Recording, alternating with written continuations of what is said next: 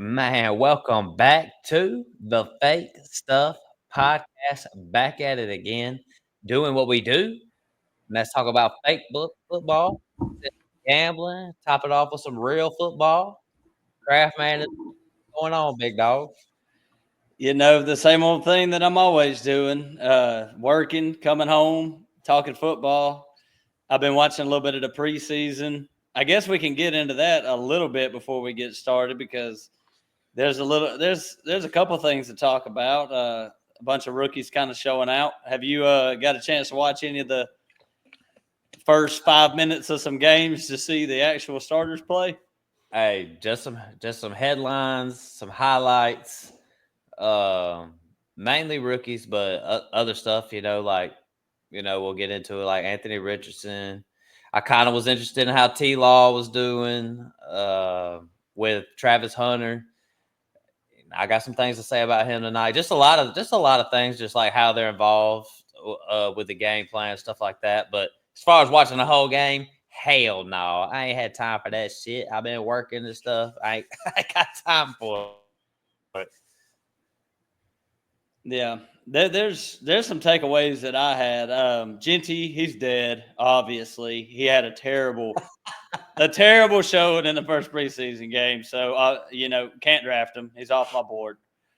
Being sarcastic, obviously, but one thing I did pay attention to, the Braylon Allen Brees Hall split. It kind of looked like Braylon Allen was definitely involved. He looked good, and I was already down on Brees, but I had to drop him even lower in the rankings. So just a lot of things going on. Richardson got hurt again. Going to come back out, try to prove it. He should be fine, but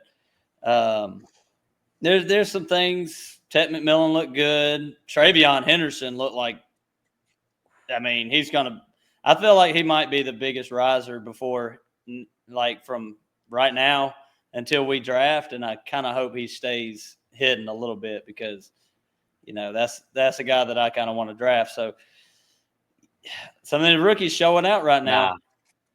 But that's over with, man. That ADP about to rise on up, man. Matthew Golden had a pass interference on Sauce Gardner, man. He's Justin Jefferson light. I'm telling you, one pass interference call in preseason. Stud. I seen Jaden Reed's a little banged up. Walking on a boot or something like that. Yeah, he's following the Joe Mixon. He's following in his, I would say, footsteps, but boot steps. Walking around, not doing a whole lot of nothing right now. You know what, Crap? I do got one thing to say about the preseason. I don't know if you saw the Falcons and the Lions, and a player got hurt, and they just ran out the clock for 12 minutes. Man, that shit makes me sick to my motherfucking stomach, bro. That's the games don't matter. Shit, bro. The games don't matter. I know it don't matter, but man, there's guys out there that trying to get roster spots, trying to make practice squad spots, and some guy gets hurt, and you out there running out of the clock, man. Come on, get real, bro. I'm just sick of this. Bro. They play football, bro. They signed up. They know what's happening, man. I'm sick of that shit, man. I know exactly what song we need to intro you into the videos now. Heartless by Kanye West. Because that's exactly – sometimes you just come across as just heartless, man. I mean, what's your deal? Why do you have so much hate? It's just some typical Atlanta Falcons bullshit, bro. Seriously, bro. Drives me off the wall, man. Every time I think our culture's changing a little bit, some soft ass shit like that, bro. I mean, get some. It just, I don't know, man. Drives me insane, bro. Well, we got 2 more weeks of it, so go ahead, strap in, and you need to handle it a little bit better. They should have canceled the game. It doesn't matter. These games don't matter. Man. All right, well, hey, listen. Before we really get to rolling, don't be a hoe. Share the show. We don't ask for much, but share the show, man, and subscribe, like it. Do anything to help us out, show us some support, show us some love. Craftman, anything you want to add to that? I'm good. Let's get rolling on these divisions. We're talking AFC South, NFC South tonight. Two pretty starry divisions, but a lot of fantasy implications. So let's get on to it. Definitely excited to talk about these divisions. Starting it off with the AFC South with Jacksonville, Houston, Tennessee, Colts. I feel like there's just a lot to say about all these teams in this division tonight. But we'll start it off with the favorites, and that is the Houston Texans. To win the division is at plus 115. Their over and under win lost is at 9.5, 9.5 games. So basically, with the Houston Texans, is Stephon Diggs is gone. He was hurt anyways. Um, his name's dropping my mind. The little slot guy who got hurt and is out for the whole year. His name Tank is Dale. Tank Dell, gone for the year. So Houston, what they decide to do is they don't sit back and whine and cry about it. They go out there, they go get two receivers. They draft a receiver in the second, and then they go draft a receiver in a third with Jaden Higgins and Jalen Noel. Those are really my biggest takeaways as far as just thinking about what they did in the offseason, that they just said, hey, CJ Stroud's the guy. We're going to keep on building around him. And I honestly respect what Houston did as far as doing that, like a little banged up. And they're bringing that. They have Nico Collins, as the man anyway. So what you think about that, Craft, man? I like what they did replacing the receivers that they lost, but their offensive line was, atrocious last year.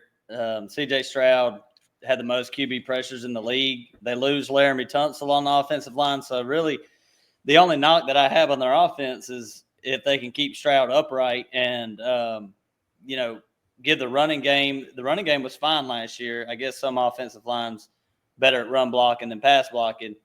And that was one of them teams because Mixon was going off at the beginning of last year.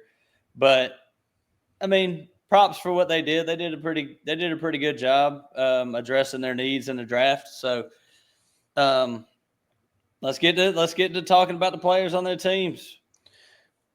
Nico Collins going into pretty much back of the first, from what I'm seeing, back of the first, mid to back. I mean, how do you feel? I mean, I don't mind. That's what I'm saying. Like, I really wouldn't mind drafting from the. Okay, heck, I'm looking at Sleeper. They finally got my numbers fixed. But anyways, Nico's at 13, so basically back of the first, early second. And listen, I would not mind Nico Collins being my number one wide receiver. I have no fears in that being paired up with CJ Stroud. Really drafting in the back, man, I really wouldn't mind it. I feel like you can get a couple studs if you draft him in the back of the draft like that. So, Nico Collins, I feel like last year I felt like he was really popping off and he looked really strong out there. So I'm all in on Nico. What you say, Craft man?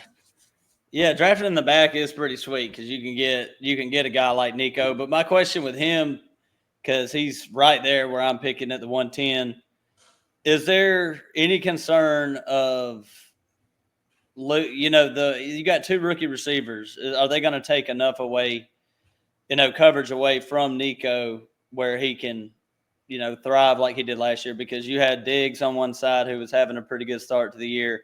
You had Tank Dell, who was a great number 3 on the team at the time.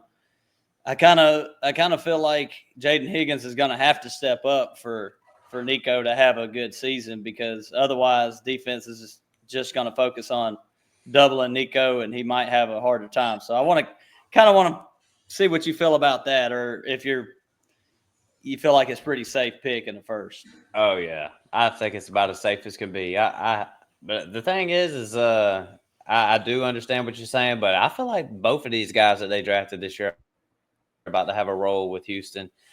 And I don't think they're going to disappoint. And I think that'll definitely help Nico Collins out more than it'll hurt Nico Collins. So I'm all for it. Like, I don't really have any fears as far as Nico, and not even a little bit. It is kind of funny to me sometimes. I mean, I like Nico. This ain't no hate on him or nothing, but you have some players that just get labeled as injury prone. Nico's never played a full season. He played 12 games last year, 15, 10, and 14. Never played a full season, had the hamstring injury last year, and was obviously just not as good when he came back last year. Week 15, 11 points, 10 points, 11 points.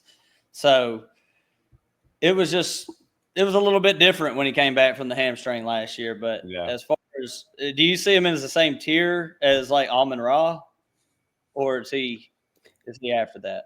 Well, listen, I feel like a lot of people probably even have Nico ahead of Amon-Ra, but listen, I feel like I'm higher on Amon-Ra because I just saw him finish wide receiver 3 2 years in a row. So I would have him at a tier below, but I know nobody else is thinking that way. So if I'm thinking about what the fantasy community really has Amon-Ra and they got him a little bit behind that tier 1, then yes, they're in the same tier for me. I know he was wide receiver 1 like in the first 7-8 weeks of the year last year, but I kind of look at him as like, this is your 26-year-old Mike Evans for the next like 3 years. He's probably not going to finish first. I think he could if he had just a blow up year, but just a solid receiver on the outside, just going to be a great pick in the draft. That's the way I kind of look at it. What you want to say about your boy Jaden Higgins, though? I know you've been super high on him. Heck, me too. I like him too. So I just like the opportunity. I mean, you want the number 2 guy for the Texans, C.J. Stroud, throwing in the ball, and I could see us talking about Nico and Higgins being a great 1-2 punch coming, mid-season this year if he pans out. And I just loved his tape. So opportunities there. The team is going to be good, 9.5 wins. They're going to be in games. They're going to be competing. And they might win the division. They play in a soft division against bad defenses. Jaguars defense kind of sucks. Colts defense ain't no good. Titans are whatever. So that's 6 games of the year. You're going to have a good matchup anyway. So Higgins, he has a chance to finish as the best rookie receiver in fantasy points this year. That's kind of the way I look at it. I wouldn't be surprised if he was the best rookie receiver this year. Yeah, I agree. I think the sky's the limit to the moon for him. Jalen Noel, I think I want to say a little something about him because he still got drafted in the 3rd round. And when we're doing all these dynasty startups, I know he's not getting drafted a redraft, but dynasty startups, I mean, he's going so low. I feel like he's kind of just being forgotten a little bit. And it's like, this dude's going to have a role on a team that has a CJ Stroud who's like a top 10 quarterback. It's just like, he's just kind of forgetting. His ADP's down there with like Romeo Dobbs and shit like that, I feel like. So it's like, we're kind of forgetting about him a little bit, but I think he's just great value for like, he's got draft capital. He's probably going to have a role on an offense that's probably going to be good. I think the difference between him and Higgins, even though they were 1 round apart, is you got Christian Kirk, who's going to be the slot guy. Jalen Noel profiles to be a slot receiver. So he actually has a harder path of getting on the field right away than Higgins does. Higgins is going to play on the outside mainly.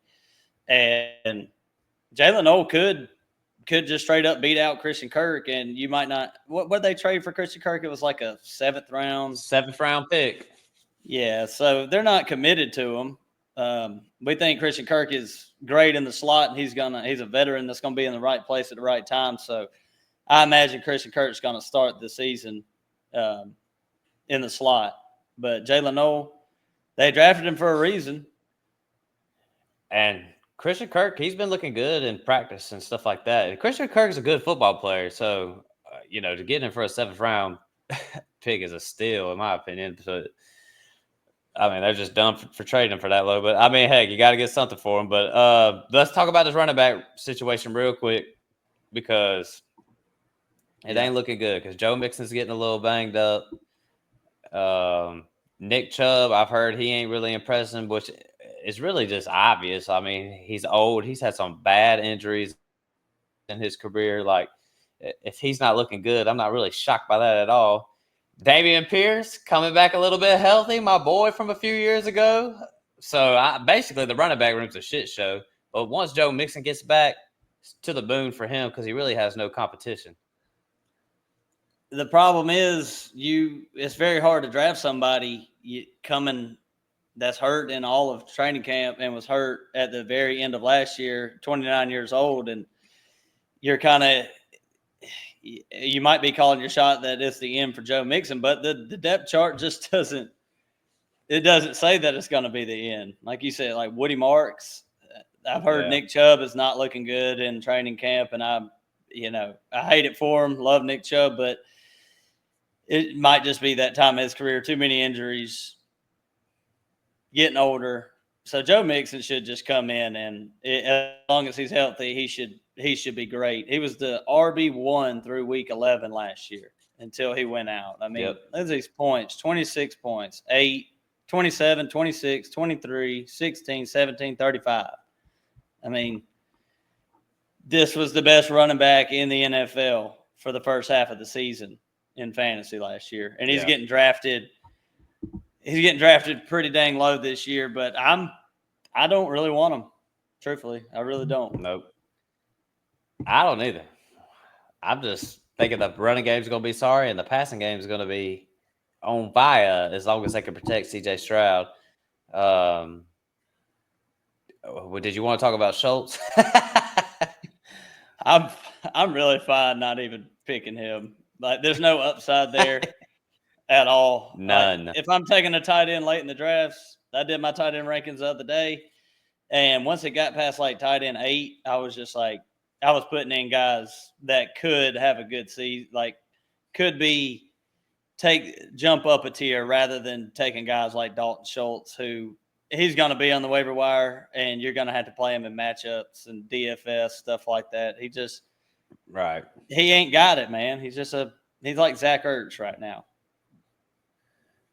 What I want to say about C.J. Stroud, and we ain't got to talk about him too much, but last year when we saw his ADP, he was like in the top 4, top 5, and me and Craftman was saying that was ridiculous.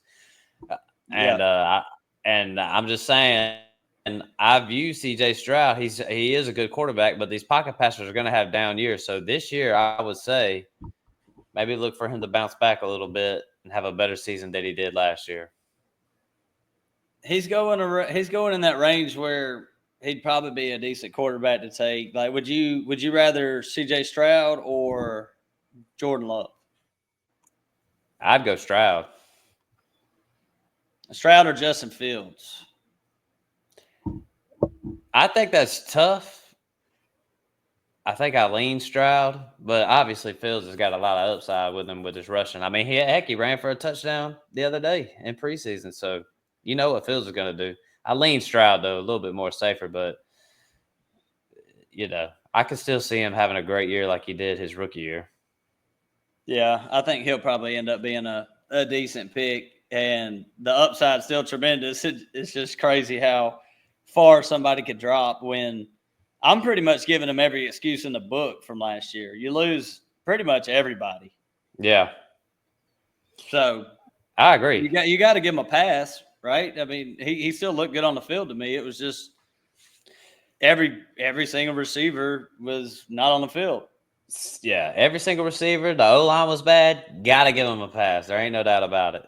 All right, Crabman, I'm going to switch it on up and head over to the Jacksonville Jags. To the Jags. Plus 300. The win-loss, 7.5. And listen, man, I like to talk about the Jags because, first of all, I want to say something about Travis Hunter because Travis Hunter, I've gone back and forth like 3 or 4 times. Like I was saying before the draft, I don't know if I've seen it. I don't know if I'm feeling it. Then the draft came, and I was like, golly, they traded up to go get him. Then later I was like, man, I don't know, man. Brian Thomas Jr., now we done seen a preseason game, and it's like it's clearly obvious they're getting this guy involved, and they're going to have him involved in the short game. They're going to be putting the ball in his hands. So really more of my question is does it affect Brian Thomas Jr. a little bit? Because I was expecting him to have a big role in the short game and the long game. I know he's going to have a role with Trevor Lawrence in the long game. T-Law's going to sling the ball deep and it's going to go to BTJ. But I was kind of expecting BTJ to take that, take a lot of, the short route games. But to me, it kind of feels like maybe Travis Hunter's going to be a little more involved than what I was expecting. I've just been trying to dissect that wide receiving room really all off season. So I guess really my fantasy football question to you is Brian Thomas Jr. is going in the back. What back of the first 12? He's in that range with Nico and all them. 15 early second, back of the first, early second type stuff like that. I don't know, a little worried. Maybe his upside's a little compromised, or because this is the guy I was saying could finish wide receiver 1. Now I'm kind of questioning that just a tad. You're talking about the wide receiver 1. He could finish as the wide receiver 1. Yeah, I don't know about that. It probably does limit his upside a little bit, but I'm a firm believer in you need a number 2, and they did add Travis Hunter, which is great, but they did lose Christian Kirk and Evan Ingram. So you can kind of look at it like that, where it's a little bit more of the same, because Evan Ingram was demanding a whole bunch of targets. Christian Kirk is kind of a target hog when he's on the field. So is Travis Hunter going to demand as much targets as them guys? I think it's just going to be more concentrated between the two guys than it is spreading the ball around the field as much. I mean, they got a tight end, Brenton Strange, who, you could take a stab at him and throw him in there, but it's just going to be them two guys. So it's really going to rely on, is Trevor Lawrence. This got to be like the last year where you can believe that he could finish as a normal starter in your redraft setting. Like Superflex, he's obviously a good quarterback to have in Superflex, but he's still not a good quarterback to have most years. And this year could be different, but this has got to be the last year that I even believe in him as a fantasy asset at quarterback. I mean, I feel like my analysis has been dead on about T-Law. Like, this dude's been with the Jacksonville Jaguars, and people actually, like, I hear people say all the time, like, he's not even a good quarterback. It's like, bro, this dude's definitely a good quarterback. Like, I definitely have my things against him. Like, I say he ain't got that dog in him and stuff like that, which I feel like he's kind of proving me wrong a little bit about that. Like, this dude has played hurt as much as any quarterback that has been out there. This dude plays for the Jacksonville Jaguars. Doug Peterson and them had no creativity in their offense. Before that, he dealt with Urban Meyer. So to me, it's like, and then with T-Law, maybe this is the last year you could trust him to be like a redraft starting quarterback. But as far as real football goes, I see people out there saying this could be his last year starting with the Jaguars, and I'm just like, dude, you are out your mind, dude. This dude is locked in for like 4 or 5 more years. He's not going anywhere. He's going nowhere. Yeah. So I think I honestly think T-Law, and I would say something negative about these Clemson players. I'm a Clemson fan, and I would definitely say something negative about him. I cannot say nothing too negative about T-Law like that. I feel like he's just had a bad hand. He's with the Jaguars, bro. But you're right. This year, he needs to show us something that he can do this thing. I mean, he's won a playoff game before. People acting like people just overreacting, man. Way overreacting. But let's just see how it goes with the new head coach. We'll see how it rolls. Got him another weapon. Really, my thing is like they needed to address the O-line. But heck, they didn't do that. For another year, they decide not to do that again. So, I mean, I don't know. I mean, it's kind of the perfect recipe, though. They're kind of like the Bengals in an aspect, like perfect recipe. They don't have a defense that can, shut down anybody, so they're going to have to keep scoring. But it's just a knockoff of the Bengals, where the offense sometimes can't keep it going either. But I'm fine taking Trevor Lawrence as my second quarterback in redraft just to kind of see what it happens. But I will have a very tight leash where he'll go back on the waiver wire pretty quick if it doesn't pan out. It's not like a wait and see approach with him, because we've kind of already waited and seen what he can do in the league. And I think he's more just an average NFL quarterback at this point. Yeah. Heck, enough of me going on my rant about him. What about the backfield? I know everybody was Uh, loving on some Tank. They love on Tank Bigsby. Nobody likes ETN.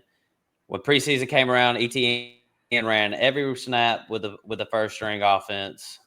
I just kind of think this is really what I was saying. ETN is just really the better football player. Let's just be honest. People don't want to say it because he had such a terrible year, but they had a bad O line and the dude was banged up, and that's just how it is. That's just how it goes. And I think Tank Bisbee is fine, but I don't see any world where the dude just comes out week one and it's just a Tank Bigsby backfield. That's just not happening. I know everybody wants that shit to happen. Travis Etienne is going to start, and Tank Bigsby is going to get his reps, and there's going to be a split for sure. But let's just quit acting like Etienne ain't nothing, because his ADP down there at like 36 or wherever it is, that's one of the best picks in redraft. Him and J.K. Dobbins. I'll slap on them all day. ETN going that late. Maybe a starting running back. Liam Cohen coming over he worked with Bucky and Rashad White last year. Tank Bigsby, you can give him all the credit you want as a running back that could run between the tackles, and he's probably better at that than ETN. But Tank Bigsby cannot catch. He is absolutely terrible at it. He is not going to be using that role, and ETN will be. He's going to finish higher than his ADP. So I'm kind of with you at drafting him so late. This was like the RB2 at RB3 a couple years back. Right. So it's kind of funny to see how things have changed. And there haven't been a whole lot of negative things said about him during camp or nothing like that. And we all know that he's explosive. And I kind of look at him as he's pretty much done the same kind of thing as Kenneth Walker's done in the league. But Kenneth Walker's still drafted. He's still going in the teens getting picked this year. Yeah. They've been damn near identical. Both explosive, both kind of dance around in the backfield, get tackled for loss. Their yards per carry isn't the best, but ETN probably going to be a good pick. Do you think who's the better pick though between Bigsby and ETN, with Bigsby going a little bit later? I think it's ETN, because I think ETN's got a high upside. And my thing is, I think the Jacksonville Jaguars are going to be better this year. So if they're better, I think that makes ETN better. You know what I'm saying? If the offense is moving. Don't fall for that trap, Matt. Don't fall for the Jags being better, man. That's the steep hill to climb, man. Oh, man, I don't know. We'll see what we'll see. All right, you want to say anything about Brenton Strange? Look, I actually think he's I know it's a new quarterback, not a new quarterback, new coach and a new regime, but it was like, what's his face last year? God, he's slipping my name too, with the Broncos now. Evan Ingram.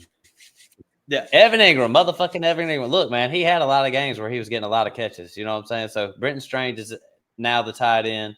And I know it's a new system and all that stuff, but I'm just saying there's a lot of vacated targets from the tight end position, and Brenton Strange going low in your redraft. So, like, if you're streaming, Brenton Strange really ain't a bad one. In your dynasty startups, he's way down there too. So I'm just saying there's a little bit of value with him. Yeah, I mean, in the games that he played at the very end of the season there, he actually, did pretty well. 18. He had 11 targets in one game, or 11 receptions, 12 targets in a game. So there's obviously some targets that can go around in the offense.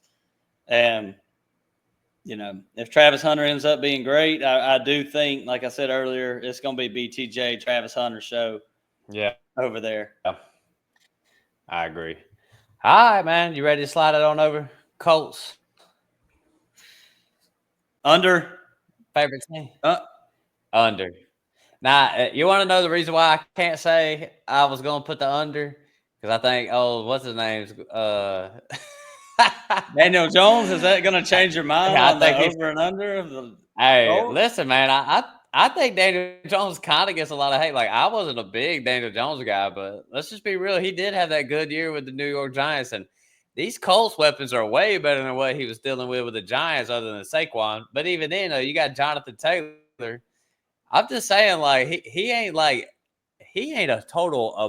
just a total tragedy like Anthony Richardson is. That dude, and listen, man, this dude Anthony Richardson, he is another one. I gotta add him to that list, Kraft, man. You know how I always talk about some of these guys just won't die, and people love him no matter what. Trey Lance, Jerry Jeudy. I mean, some of these guys just stay being loved. Well, Anthony Richardson, let's slide him to that list right there because this dude right here, people are still like, I saw even just a video. Oh, you know what? He may have his downfalls, but nobody throws a tighter spiral than Anthony Richardson. Like, yo, man, shut the fuck up with that shit, bro. I'm so tired of this. Listen, man, me and the Craft man, when we do our rookie breakdowns, and I'm not saying we're the best evaluators ever, but we were dead right about guys like Trey Lance and Anthony Richardson and Will Levis, that type of player like that. Like those guys don't work like that. They got upside and stuff, but if you can't even like, complete like simple stuff and then like if you have trouble completing passes in college, you're probably gonna struggle in the NFL. You know what I mean? Anthony Richardson's a total bust, bro. A total bust. Do you disagree with me, Kraft man? Not a single bit. If you can't complete 50% of your passes, that's kind of just the major telltale sign that you can't play in the NFL. It doesn't matter what your athleticism is, how far you can throw a football.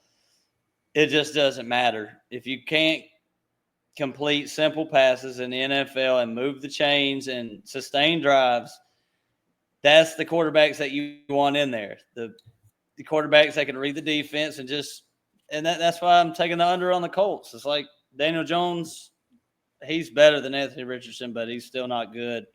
Anthony Richardson sucks, and the defense over there ain't no good. The best thing you could say is that their offensive line's okay. Jonathan Taylor's going to get hella carries, and they'll win some games. But the Colts are going to be a pretty bad team.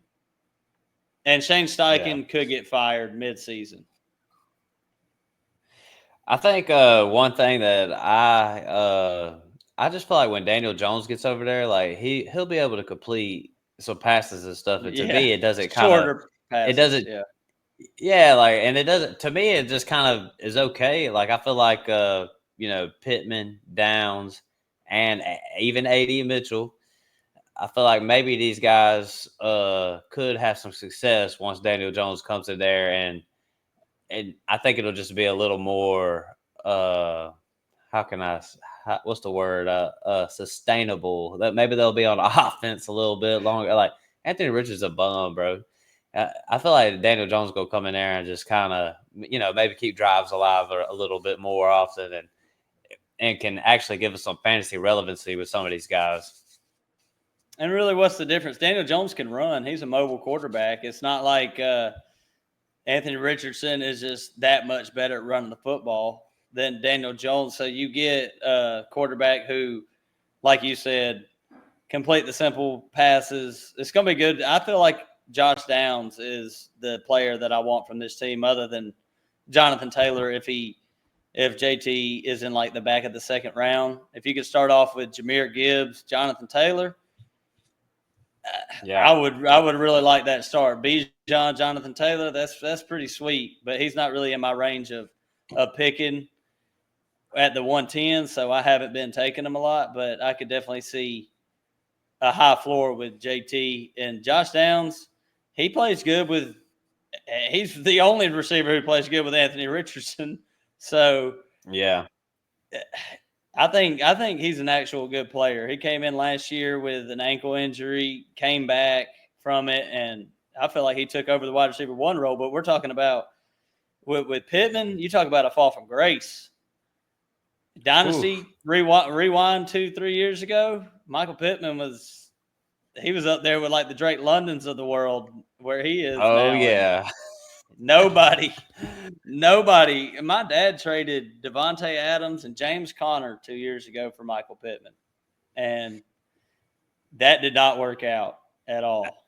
Hey, I remember when we was playing Dynasty with the crew in my main league that I hold most dear to me. I remember David Thomas had Michael Pittman, and we were asking him what it would take, and he said three firsts in 2 seconds. Oh man, you ain't lying though. That joker fell way down.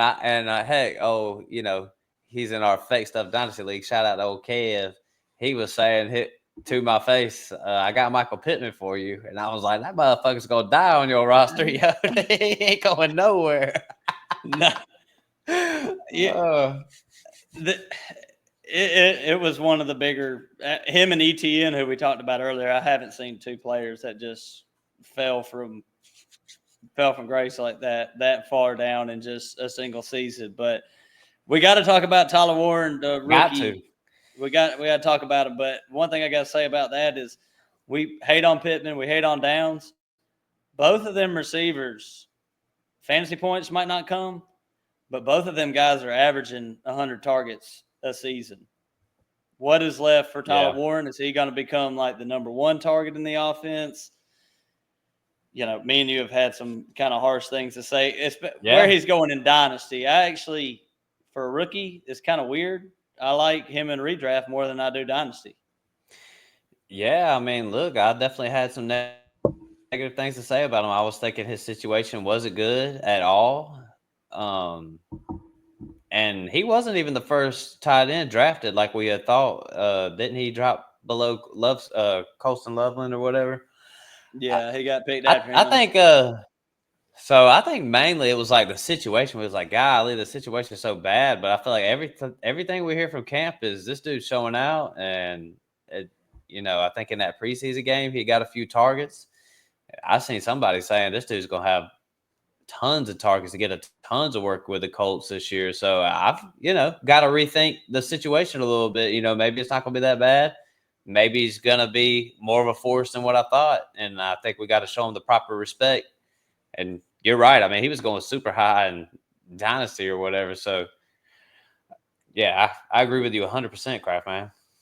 There's just a difference between the Dynasty and redraft rankings. He's going to tight end 10 and redraft. And like I said, once you get past like tight end 6 or whatever, the scoring is not that different. And I would take a shot on – I want a tight end who could be the number one target or number two target in the offense, and he kind of fits that bill. So if you draft him in redraft and he is the number one target with the Colts, you got a tight end to start all year. If not, then you can find you can strain the position and be just as well off as half the other teams in your league. So in redraft, I'll definitely take him where he's going and just hope for the best, because there's not that many, like we put like Dalton Kincaid in that category. Could be the number one or two target in the offense. Kyle Pitts. Yeah. Maybe. I'd rather take shots at tight end like that in redraft than I would, your guys like Jake Ferg or Dallas Goedert. Yeah. You're not really going to win the league by doing that, taking guys like that. Yeah, I agree. All right. Anything else you want to add to the Colts? I know we didn't talk about JT too much, but JT's gonna do what he does. He's gonna do his thing. So, all right, then slide it over to the Tennessee Titans, because I got just a little bit of things I want to say. I think I think they're getting. How do I say it? Cam Ward. Nobody's talking about this man, and I think he is. I think the Tennessee Titans. Yeah, that's what I'm saying. Number one overall pick. Nobody wants to talk about him because they want to talk about other stuff. I just think the situation is. I think the Titans might change their fortunes around with Cam Ward. I'm just being honest. Everything this dude says, I love what he fucking says. This dude is all about football. When we do our little college breakdowns, what did we know? Because we're new to it. Like, we ain't no scouts and shit like that. Hey, Cam Ward's played a lot of college football. He's had a lot of reps. And Jaden Daniels played a lot of college football. He had a lot of reps. I feel like Washington has turned their fortunes around for the next decade or so. I'm thinking Tennessee, if they can button it up and protect Cam Ward and then maybe get him some weapons, I'm just loving everything about Cam Ward. I love him in Dynasty. I might not love him in redraft, obviously. I'm not going to be putting him in my lineup unless he just totally They surprises us. just But he's not. they just don't have the weapons over there for him to Right. be great, and he's not that big of a rushing quarterback. So if he had one other receiver, we'd probably be a little bit higher. But this offense is probably going to be bottom half of the league in scoring, passing offense, everything else. But the head coach over there, I think it's Callahan. He worked with Baker. He turned his career around. So you got a QB friendly coach over there in Tennessee right now who was absolutely pulling every single hair out of his head last year watching Will Levis play. So it's probably going to be a much better situation. And the 5.5, I would take the over on that. I think the Titans are going to surprise a little bit this year, and they're going to be a formidable team. They're not going to be great, but they're going to be okay. Hey, I even like what he said whenever asking about who the best receivers are, and he just started naming all his guys. You know what I'm saying? Even Treylon Burks. Like, I even like that shit. I love me some Cam Ward. I can't deny it. And you're right. I think they got a little. I ain't gonna say a steal because he's the number 1 overall pick, but I'm just saying I think they got lucky with getting a quarterback like this that nobody wants to talk about. No eyes are on him. They can let him develop. Calvin Ridley. I'm kind of in on him this year just because he has no competition really. And I know we said it. I can't remember what episode we said this in, but we were talking about Calvin Ridley, and you were saying all Cam Ward has to do is be better than Will Levis. Well, I Pretty agree much. with that, and I know he's going to be better than Will Levis. There ain't no thinking. I know he is. I think Calvin Ridley might enjoy himself this year and give us some good fantasy football. What do you think about that, Kraft man? Still going as a wide receiver 34 and in ADP right now.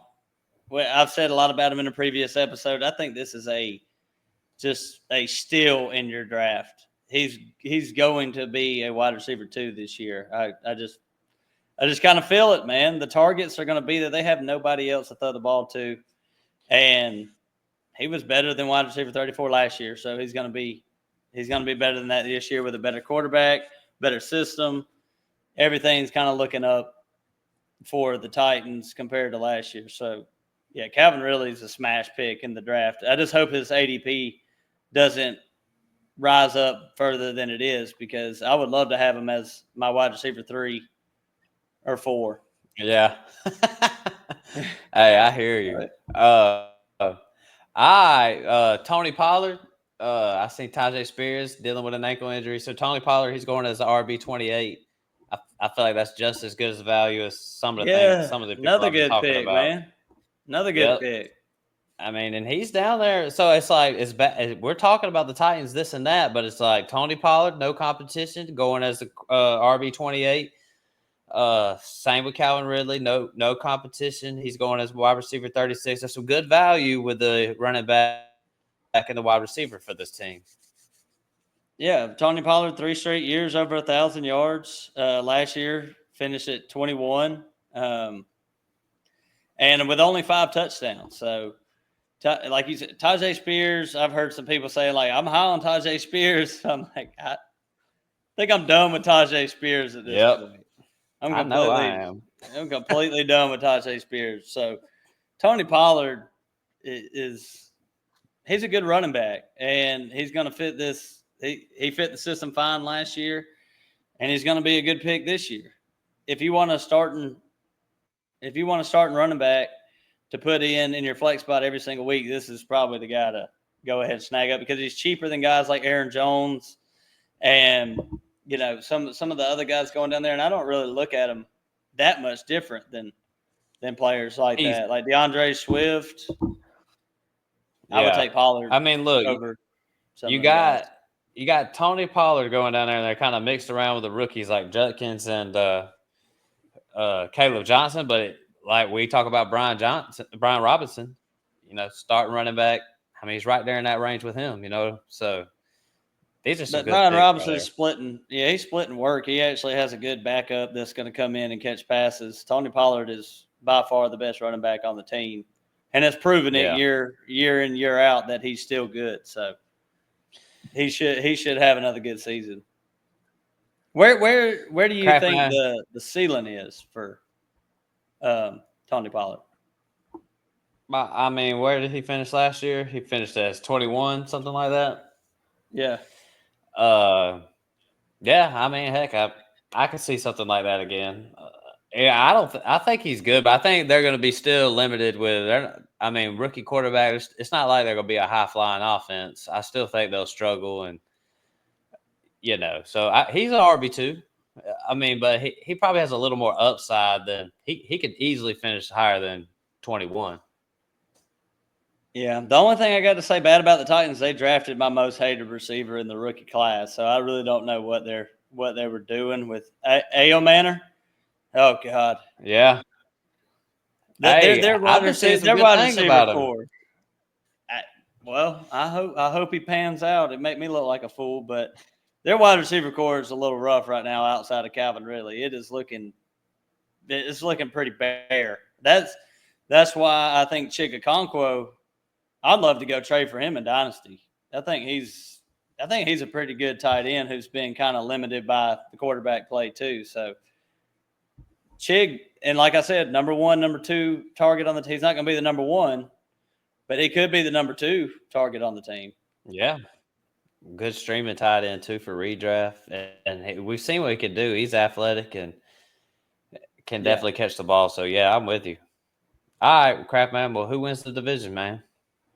Yeah, you go first. I got to think about it for a second because this one's it's sucky versus sucky.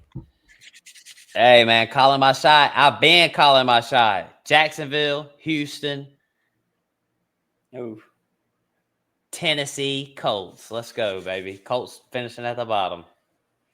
I'm gonna say Houston, Tennessee, Jaguars, Colts. Yeah, a little bit of disagreement. We've been agreeing a lot on these I think things. it don't take much to finish second in this division. I think 8 wins will get it. And I think the Titans can pull out. Mike can pull out 8. The Jags, they could, but I'm a little tired of them, man. They screw me year in and year out. No defense, man. No defense. NFC South, we got the Bucks, the Falcons, the Carolina Panthers, and the Saints. We really need to see Swizzy on here to talk this division with us, but heck, I ain't seen him in a minute. I wonder if he'll even hear this, so I can say, "Damn, Swizzy, I wish he was on to talk about this shit." But hey, we'll start it off talking about the defending champions of this division, and that will be the Tampa Bay Buccaneers at plus 100. Really some good value at plus money right there if you really think Tampa Bay is going to run it back again. Over and unders at 9.5. Listen, man, I think the Buccaneers are going to be good. I've been done said it. I think this division is probably going to be a little bit better this year than what people are expecting because I see reasons to be optimistic on everybody except the Saints' ass. I'm even kind of feeling some type of way about the Panthers this year. So Buccaneers plus 100. We got Baker in the building. Same thing. Mike Evans and then Godwin re-signed, but he's been a little hurt. Egbuka showing out. So we got a lot of things. Another offense that's going to be very involved in our fantasy lineups and stuff this year. But Mike Evans, another year, another, same thing for me with Mike Evans. Yeah, I mean, I don't see nothing changing with Mike Evans. I know eventually he's going to fall off, but I'm going to say at least one more year. We'll push it back one more year. I think he keeps doing this thing for another year. I'm hanging on by a thread with Mike Evans. He's been through the offseason. I've been really high on him, and then sometimes I think it might be not the best pick in the middle of the third round. I just don't know if I feel comfortable with him as my wide receiver one. Would you feel like if you went double RB to start, would you feel completely comfortable with Mike Evans being your one? Man, not really, to be honest with you. I mean, it does feel like he'll get a finish up there in the top 12 like he seems to do a lot, but he's not going to get a lot of volume. Maybe in half PPR, maybe I could think about taking him as my wide receiver one, but PPR leagues, I wouldn't want to do it. But, it's just one of those things. Like, I think we have Mike Evans in a league. He's like our wide receiver 3 or something like that. Like, I'm I happy feel with great that. about that. You know what I'm saying? I Yeah, feel I great, feel good as a great. motherfucker about that shit. So, Yeah. yeah, as far as my first guy, I don't really want it, but I do think he'll be solid again, and I think he'll put up some big games, score some touchdowns. You know, there's nothing to hate on him. So I think he'll just be solid. I don't think it's gonna be nothing too special. Like same as he always does, about 70 receptions for 1,000 yards and 10 touchdowns. That's pretty much where you. Yep. I was kind of surprised looking at tight ends that when I was, doing my rankings and stuff. George Kittle had the exact, pretty much the same line as Mike Evans did last year, and you can get Kittle around later. So I kind of feel. I don't know how I feel about Mike Evans. Igbuka should come in. The thing is with the Bucks is like you said, like this is a team where you want players, and their offense is going to be clicking. So I don't really think you should be down on any of their weapons, and except for maybe Chris Godwin. This is Yeah, he's off my yeah, board, bro. Don't even want him. got to be high on Igbuka I then mean, if you're listen, going to say that. hey, I said that Bruca. I thought he was the most NFL ready, and I'm seeing the way Baker's talking about him and the way the Buccaneers, just what's being said at camp about him. I'm telling y'all, man, Ekbuk is a good football player. I think he's really there to take over a spot, and I think it's Chris Godwin's spot. I know they just paid him some money and stuff, but it's like this dude just had a bad injury again, man. There's no way I could consider him in redraft. Like, I really don't even know what the Buccaneers are doing giving him that money, to be honest with you, other than he's been on your organization a long time and it's time to just pay him a little bit more. But other than that, it's like, man, Ekbuk is there. I don't know, man. I just think they drafted Egbuka to address the Chris Godwin situation, even though Chris Godwin just got paid a little bit more money. So I know it doesn't make any sense what I'm saying, but it's just like I don't think Egbuka's there to address a Mike Evans situation. I just think it's more of like a Chris Godwin situation. Well, with Godwin, where would he be getting drafted if he didn't get paid? And that's like we were talking about. If they go out and draft Igbuka in the first round, right? In the first round, and Godwin Yeah. didn't get paid, Godwin wouldn't be really considered as a higher end draft pick this year. So the money is really the only thing that's keeping anybody hanging on. And just what he did at the beginning of last year, where he was he was outscored Mike Evans by a long shot. Chris Godwin was. So Yeah. Liam Cohen Yeah. leaving I don't though, know. different coordinator. I Yeah. think we see Igbuka take over. I agree. I'm with it. Um, The backfield, Bucky Irvin, it looks like it's his backfield. I think Rashad White's hurt right now or something like that. I think he just got hurt in a preseason game or something, maybe. But listen, you know me, I love me some Rashad White. He was going in the 11th round of redraft, and I was still like, yeah, give me some of that in the 11th round. I'll take that. Bucky Irvin's a beast. He's going into heck. Let me pull it up, man. Bucky Irvin, I know he was going in that second round. He's the Yeah. RB9, going behind Josh Jacobs, Chan, right in front of Jonathan Taylor. So I feel like his ADP is appropriate. And Dynasty, me and old Noah Bubble Blower just shipped him off for Kalen Trade Johnson him. in the first, though. Yeah. Not that I mean, I just thought it was a good deal. But redraft wise, I'm all for it. I mean, his ADP is at 20, so we're talking about mid to the back of the second. Maybe most leagues I'm in, he'll be at the front of the second. But uh, yeah, I mean, I feel pretty good. I feel good about Bucky Irvin. I feel like he looked good last year. I don't really see no reason. I mean, I don't know. I'm just rambling, I guess, about Bucky Irvin. I think he's fine. I think his ADP is appropriate. I'd probably take him over Josh Jacobs, but that's tough. I'd take him over JT, who he slotted ahead of. I'd probably take Kyron over both of them motherfuckers. But Gotta what's your take love. right now?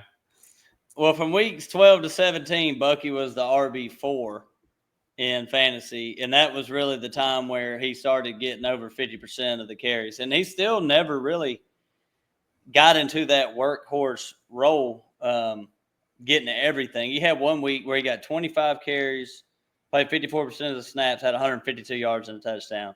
But then the next week, he was pretty much banged up. He played 16% of the snaps. So that's really the only negative I can say about him is like you can't give him 20 carries in a game and expect him to last all season. He's a smaller back. Kind of look at him as Devon Achane for the Bucs. And Yeah. if you're fine taking Achane, then you should definitely be fine taking Bucky because he's done took over the backfield. Rachaad White's just going to come in, play some third downs. And it shows right there that Bucky don't need but 50% of the snaps to be fantasy relevant on this offense. Yeah. Agreed. But I will say, I do think Rachaad White definitely still has a role with these running backs. Like, he still got a lot of carries last year. I know people don't – he's not as good as Bucky Irvin. That's obvious, but I'm just saying – Rachaad White's still going to have a role, and he's still going to get his carries. I mean, you're right. It's going to be like a 50 split. Well, it's going to be like a 55-45 split type deal. If Rachaad White is healthy, I don't even know what his injury details are right now. So, seen a little buzz on Sean Tucker again, though. I always got a little buzz. Hey, in the preseason, always doing something. So, oh, me. But I K. Dotton, another streaming tight end. I've plugged K. Dotton in my lineups plenty of times over the years He's to do nothing for me. He's like the ultimate plug. Yeah. I mean, and he can have some solid games with Baker. So, not much to say about him. Just K. Dotton's K. Dotton. Yeah. The only reason he was relevant last year is because Mike Evans was hurt, Chris Godwin was hurt through a stretch there, and it was like the K. Dotton show for a couple weeks. And he's completely off my board. He's not going to do anything for you. He's like Mike Gesicki with the Bengals, where it's just like you got to have receiver injuries to be relevant if you're, K. Dotton or Mike Gesicki. So, as long as their offense is healthy and their receivers are out there, K. Dotton ain't going to do anything. He's going to have some goose games where he don't catch a single ball. And his ceiling is non-existent. So, rather have Chig. Oh, big time. Big time. Not even close. All right, man. Slide it over to my team, man. My favorite team, man. Hey, I say it before I die. I've seen Clemson win. I've seen the Braves win. I've seen Dirk win. I've seen Kawhi win. I got to see the Falcons win before I die, or my life is not fulfilled, man. One time. Who is Kawhi? Who is Kawhi? Kawhi Leonard? Did he you don't win? know who the Claw is? Man, he won with the Spurs and the Raptors. Why are you going to do my man like that now? Come on now. He didn't win a championship. Man, he won a championship, bro. He won a championship with the Toronto Raptors and the Spurs. Come on now. The Raptors, don't be dissing the Raptors on my man didn't like win. That. Man, you've been away from the NBA way too long, man. Look, there's only a few guys in the Raptors win a championship. The Raptors hadn't won a championship. I can't remember what year it is, but the fact that you don't even know this just cracks me up. And it just they did it. They didn't win. They did. They beat the Golden State Warriors at the championship. This is true. This is true. This is really happened because there ain't that many players in the NBA that's won a championship without it being a super team. And Kawhi and Dirk and Giannis, they're those special guys like that. If y'all watch this video, put it in the comments and please tell him that they never won one, and we'll go from there. It is Dirk. It is hilarious. Dirk Nowitzki did. Is that you're talking about? Dirk, right? The Mavs. Yeah, we know who Dirk did. I just think you're the funniest. He didn't win with the Spurs neither. They hadn't won one since the Tim Duncan era. He was there at the Tim Duncan era. Sucker. Was he a rookie? Hold on. He was you might be right about that one. He was a 2-year or 3-year player. He even won Finals MVP. Come on now, man. You need to get your stuff together, bro. Come on, man. Don't be hating on my guy like that. I'm asking Google, man, when did the Raptors win? They won in 2019. Whatever year it was. It's so funny, man. That's 6 years ago. Where was I? Man, I missed that. Hi, man. We back on it. Falcons. I came up. It's funny. I really hope the crew listens to that. They'll laugh their ass off. They hate quiet so much. But anyways, the Falcons plus 210, win loss 7.5, smashing the over on that, smashing it all day.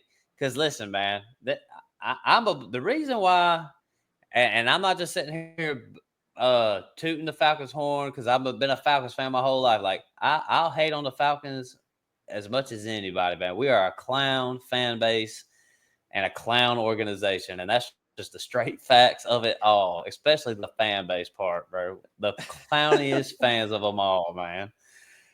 But I just want to say, when everybody was hating and crying about us drafting Michael Penix in the first round, that was the best pick I've seen us make in fucking years, man. I keep seeing us draft wide receivers in the first round, a tight end in the top 3. We've done some goofy ass shit.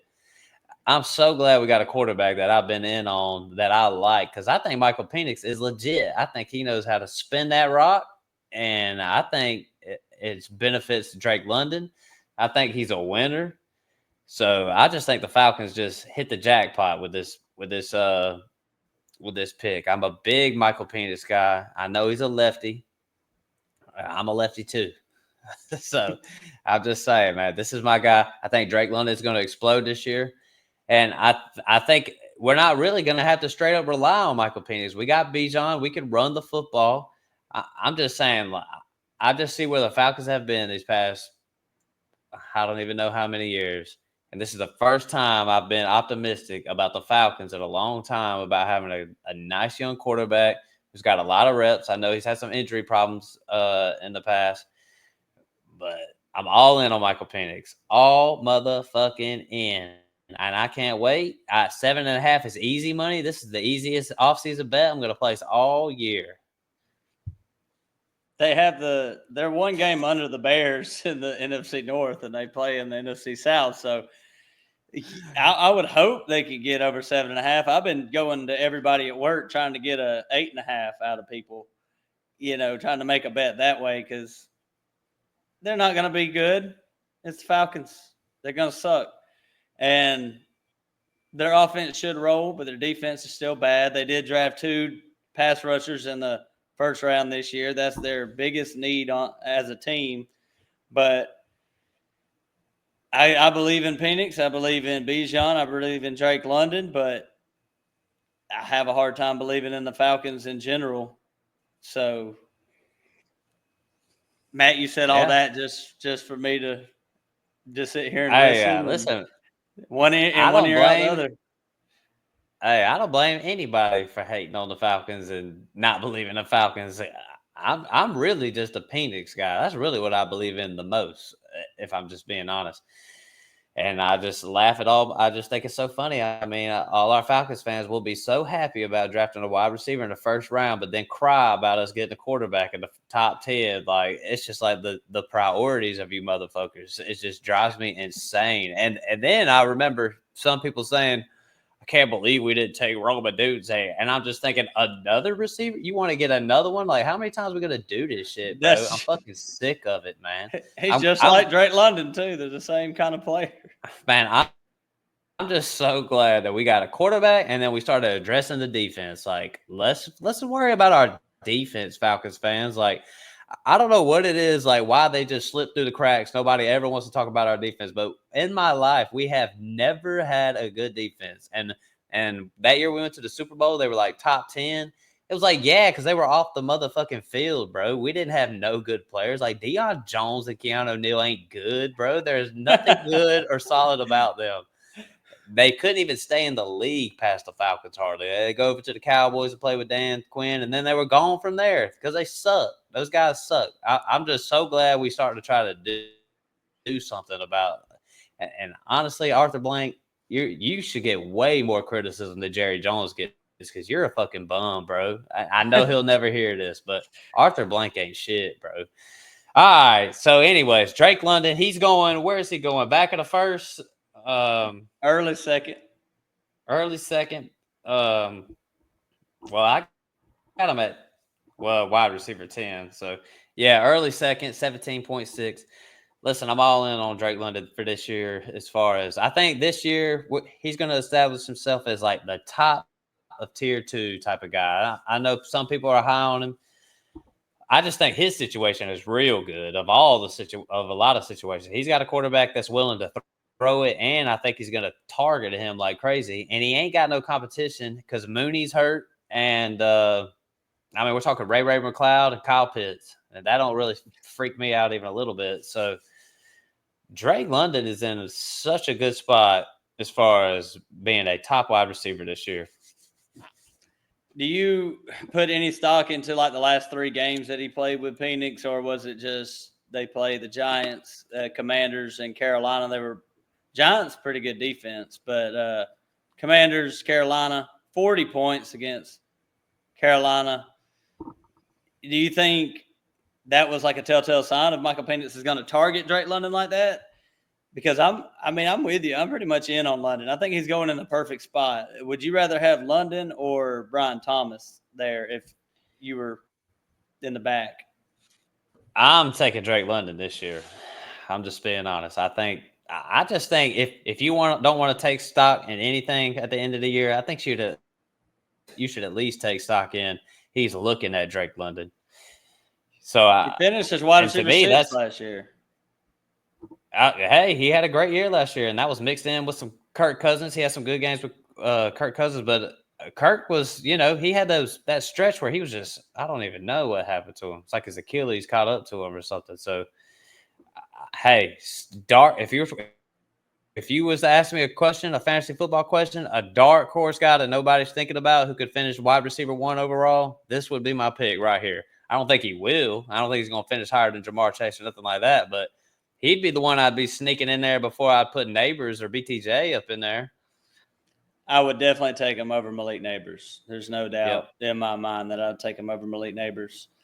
And the offense should click. If Michael Penix ends up being a superstar quarterback or just a above average quarterback, he could have just as good a season as he had last year, and he's getting drafted after that. So, Kirk Cousins wasn't really nothing to write home about what he did last year, and Drake London still produced. So, yeah. Drake London's going to be he'll be a good pick. Bijan Robinson in redraft is going in that tier 1 at Bijan, Jamar Chase, Saquon Barkley. Where would you take him, Craftman? I wish I had the number 3 pick so I could just pick the one left over. Yeah. Probably. I don't think that he should be going. I don't think he should be going ahead of Chase. I would take him 3rd. I don't think he should be going ahead of Saquon and Chase. Chase, we haven't really seen a back-to-back wide receiver 1 finish since Antonio Brown. You can't tell me if Jamar Chase stays healthy all year that he shouldn't finish at the number 1 at wide receiver. There's just I don't see a way he doesn't. Yeah. And then Saquon, I'm just comparing the Eagles to the Falcons, and that's all I really need to do. I know Bijan's probably going to catch more passes, but you talk about the breakaway runs. Bijan really didn't have a lot of breakaway runs last year, and Saquon's out there busting off a 50-yard touchdown, every other week. And the offensive line, the Falcons aren't the worst, but they're not the best. So Bijan definitely worth in the top 3, but I think we're overreaching picking him over Saquon unless you're thinking Saquon's going to get hurt. Any love for Kyle Pitts this year? Any? I'll draft him. Man. I'll draft him. Like I said, he could be the number 2 target on the team. If he don't work out, you've already seen it. You've seen it for so long. Like, you don't have to hold him as long as you have in the past. Like, he comes out there, you got him in your lineup for 3 weeks, the first 3 weeks of the season. Just cut bait like really early. Don't hold on to Kyle Pitts has got drafted so early and he had 1,000-yard season his rookie year. Like that shit is so far in the past, but what's it going to hurt to draft Kyle Pitts if Michael Penix ends up being a really good quarterback? Darnell, like you said, Darnell Mooney's hurt now too. I thought Darnell Mooney was definitely going to be the number 2 on the team. So Kyle Pitts' contract year, you could do worse than drafting Kyle Hey, Pitts, in my opinion. As much as you can hate him, you look, can hate him all you want, but I'd still pick him. look, I can agree with what you said, but I can also say, like, in real football, this dude is either hurt or this He dude does sucks. not. He does not care He's about not good. football. He's He's not not good. I good. agree. He's not good, but put any other tight end that's not good on this team, and they would probably still get, like, put Evan Ingram on this team, put Jake Ferg as your tight end on this team as the number 2 target. They would probably be going. They would be getting drafted, and people would, be anxious to see what the start of the season looks like. That's the way I look at it. I don't think he's a good player at all, but Right. target's Man. got to go somewhere. Enough on these Falcons, man. Let's move over to the Panthers because I kind of like the Panthers because I kind of like Bryce Young and I like Ted McMillan, and I'm glad that Bryce Young really turned it around last year, and I like Chuba Hubbard, so it's like I like all these guys. So I think the Panthers might be a little bit better this year as long as Bryce Young can keep up what he did towards the end of last year. Torched the Falcons in their great defense in that one game. I mean, that we scored all these points, but Bryce Young, look at shit all year, comes into the dome is just slinging it all over us. But now they got a new weapon in there with Ted McMillan, and I like Ted McMillan. I think he's good. I think we're looking at a future tier 2 type dynasty wide receiver kind of guy. So there's really not much for me to say about the Panthers. Chuba Hubbard's obviously a good pick in redraft with Jonathan Brooks going to be going all year. Chuba just signed a 3 or 4 year deal just last year. He's going to get the work, and he was good last year, and the Panthers were ass. So I expect the Panthers to be a little bit better this year, and I think Chuba Hubbard's a smash. Chuba Hubbard's one of my favorite players. I had him last year, and it was just like, how are you so good with such a shitty team? And if they're just a little bit better this year, then he should pay off his ADP. I would take Chuba over guys like Breece Hall, Kenneth Walker. He's kind of in that James Conner type tier to me. He was very inefficient in the receiving game. Like, him and Kyron were damn near identical. Like, a good amount of receptions and did nothing with them. But you got Dowdle over there who could take a little bit of work, but I don't expect it to be a lot. Nah. Chuba's getting paid like a workhorse running back, so they're going to use him that way. And, to go on Ted McMillan, I'm down on him. The preseason's not going to change my mind that much about how I feel about Bryce Young and Ted McMillan, just the way their games match up. He's going around guys like Jameson and George Pickens. I would take both of them guys over McMillan. I know you probably don't. Hell no. You probably don't agree with that, but I would. No way. I mean, is there anything else you really even want to say about the Panthers? Like, I'm not really. Yeah, man. What you got to say about them? What you got? You watch Happy Gilmore 2 with Adam Sandler in it. It was like the worst movie I've ever seen. But I ain't seen it yet, but I will. An old guy named Adam who's really good at golf, Adam Thielen, man, he's still going to be involved. I promise you, he's still going to be involved. And man, Adam Thielen's fine. Like, he's pretty much undrafted at this point, going incredibly late. Like, if you want a receiver that's going to actually put some points in your lineup and you can count on it every week for some guy you pick in the 15th round, Adam Thielen's going to be – I think Adam Thielen's actually going to be a steal in drafts because especially at the beginning of the season when Tet's kind of finding his way a little bit, Adam Thielen's going to absorb a lot of targets. Man, I seen a spider over there, and then I lost it. I needed to go kill that thing. Is that what you were doing? A spider? Yeah, dude, I had to get it. Man, I ain't finna be playing. Homie, don't play that. I'm about to go smash that thing. But, hey, look for Hunter Renfrow to come in there and take that spot from Adam Thielen. Yeah, whatever. Hunter Renfrow knows how to run that slot. I can't wait. He won't see the field. Hey, he finished as the wide receiver 13 one year. Y'all sleeping on him, man. I remember there's a bunch of years for receivers to finish pretty good. I remember Devontae Parker finished at like the top 15 one season. I think shit happens, man. I was about to say, I think it was number 13 too that one year. Yeah. All right, man. Let's move on to the shittiest of them all. Plus The Saints. 1,300. Still not as bad as the Browns. Yeah, I was about to say, even of all the shitty situations, man, I still ain't seen one even nowhere near them Browns odds. Plus 3,600.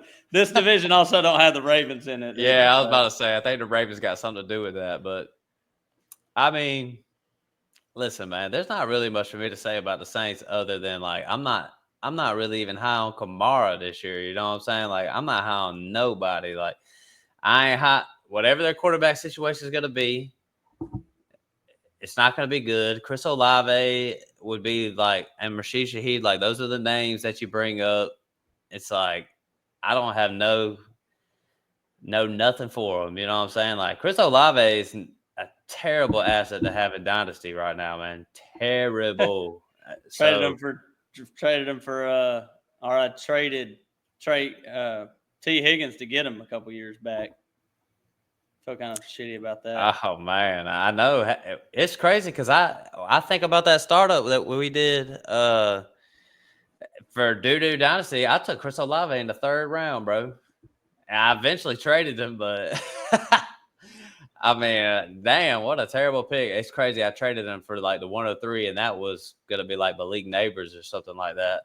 But yeah. I mean, what do you say about Kamara? I mean, I feel like you're probably going to be higher on him than I am. I just think that offense is going to be so bad, man. They're not going to. I mean, he's still going to score a point here, score a point there, catch a ball here, catch a ball there. I know he's going to do his thing, but it's like, is this year they finally, he finally falls off? I'm going to call my shot with it this year. I don't think so. I don't think this is where Kamara falls off. He's still he's a value in my opinion. Like where you can get him around that Breece Hall, James Cook range. Probably take Cook over him if he signs a contract. But yeah, they were shitty last year, and Kamara was just fine. The only thing you got to worry about Kamara, which makes it very, very tough to draft him, is the fact that this is going to be a team where they paid Kamara a lot of money. He signed a 2-year deal again, and if they're 1-9 come week 11, how much are they gonna want to play Kamara and risk him being out there every single week? I mean, he's at the end of his career, but if you think the Dolphins are going to be terrible, like as bad as you do, and you're still in on Achane, there ain't a whole lot of difference between. I mean, I can have a little bit of faith of Tua to get the ball to Achane. Am I going to have that much faith in Rattler and Shuck to do that thing? Maybe not to get it to the receivers, but to get it to Kamara. There's nobody else on that team to catch the ball, so just don't watch the Saints play. Put Kamara in your lineup and just be happy when he scores 15 points and has 9 receptions. Man, I don't know, man. I just the moral of it is I don't want no Saints on my team. I don't want them. I don't really either, but Kamara is pretty much the only one that I won't be excited to pick him, but I think you probably should pick him. What about Jawan Johnson? Nah. He's a decent player. He's kind of in that Chig situation, but I'd rather bet on like Cam Ward to be like that, like Stroud stepped up, Jaden Daniels stepped up. Like, what if Cam Ward takes a step like similar to that? Then, somebody like a Okonkwo could be relevant, but Tyler Shuck and Spencer Rattler ain't going to be taking no CJ Stroud step up with the Saints. No. Their receiving core, golly, man. They got Brandon Cooks back.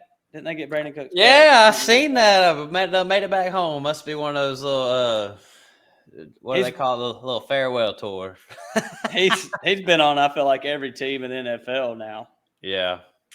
He's been around the block. So that's your number 2, and then Olave. Well, it's gonna be a little bit different than when he had Drew Brees around, you know what I'm saying? Yeah. And he's like 31 years old or whatever he is now. So Kamara's just gonna be involved. And Olave, just get him off my board, man. I don't even want to see his name. He has to be down there with guys like Khalil Shakir or something. Dude, his ADP is ridiculous. Ain't it like the 6th round or something like that? 6th or 7th round? Like, Who the fuck is doing that shit? I don't know who's doing that, but you need to stop. That's some fantasy football malpractice right there for sure. He should have a lot of targets, though, man. Yeah, well, I guess. I mean, I don't know. I mean, I don't really know what to think about him other than I just don't want him. But Crabman, pick the division, bro. How's it go? Yeah, we got it. This one's pretty easy. You got Tampa, Falcons, Panthers, Saints. Yes, sir. It's gonna go Falcons, Tampa, No, it's not. Panthers, Saints. Falcons. That is just such easy money. Plus 210, bro. You're not going back to back in this division, Tampa. No They way. already did. Hey, the Falcons. They was whooping up on Tampa last year. I think we beat them twice last year. Still, it's just such a clown show sometimes, bro. We at least beat them once because I know I was at that game. Yeah, was that game where Bucky fumbled there? They were running out the clock and Bucky fumbled, and then they, were able to get the ball back and kick a long field goal or something like that to end it. Like Bucks had it won. It was over. Nah, I don't think that happened, but I do remember what happened. He did something to mess up my parlay, though. Wasn't that Kirk Cousins throwing for like 500 yards or something? Yeah, man, that's what I'm saying. Now you're going to have to deal with this. They might not make it out of the division. All right, then. Well, shoot, crap, man. I think that about wraps it up. That's our AFC South, NFC South breakdowns. We just got one more set of divisions to go. Listen, everybody out there, thank you for listening to the podcast. Me and Crapman putting a lot of hard work into doing this thing. So, share the show, like it, subscribe, wherever you can listen to this podcast, literally anywhere you can download a podcast. We should be on there. And if you want to check us out on YouTube and you see how good we look, you can check that out too. Craftman, is there anything you'd like to add? We do look pretty good sometimes. Sometimes not so good. Sometimes we look pretty good. I felt like tonight we looked pretty good. So if you would just want to watch the video and mute us, you just see us talk, you can do that. You can do that also. I mean, that counts as a view. But yeah. Oh yeah. Off of that, we just appreciate everybody for listening. And season's coming up quick. Yes, sir. Cannot wait. All right, then. Well, shoot, that wraps it on up. So we are out. Peace.